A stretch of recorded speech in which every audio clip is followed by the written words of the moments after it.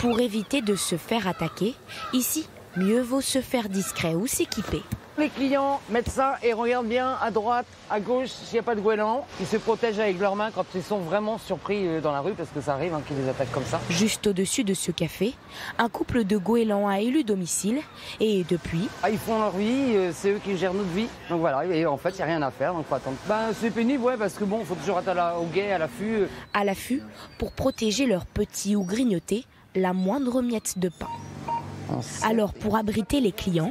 Les enfants, là, je vous mets le sort pour pas que les goélands viennent vous attaquer. Là, vous êtes protégés, vous êtes tranquilles. Mais voilà 1 mois et demi que ces drôles de colocataires envahissent le quartier. Donc là, le goéland, il est là-haut, là, il attend. Là, le parking est réservé justement aux habitants-là. Là, vous voyez, il n'y a pas une voiture. Les gens n'osent plus se garer. On n'est pas tranquille, oui, parce que c'est quand même assez impressionnant. Ils nous rasent la tête dans un sens, puis dans l'autre, en permanence, jusqu'à ce qu'on ne soit pas parti. Les 2 goélands imposent leurs lois, font même la une de l'actualité. L'histoire prête à sourire, mais n'étonne pas vraiment. On a quand même assez l'habitude. Hein. Il y a des touristes qui se sont fait attaquer il y a quelques années sur le pont. Il y avait un gamin qui avait un sandwich, c'était pour le piquer. Hein.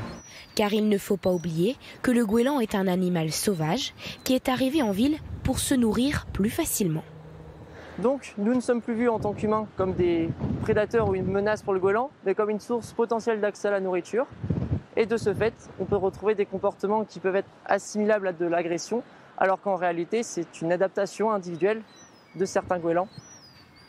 Et même si cet animal peut parfois être envahissant, sa population baisse drastiquement. En Bretagne, on ne compte plus que 30 000 couples, c'est 2 fois moins qu'il y a 30 ans.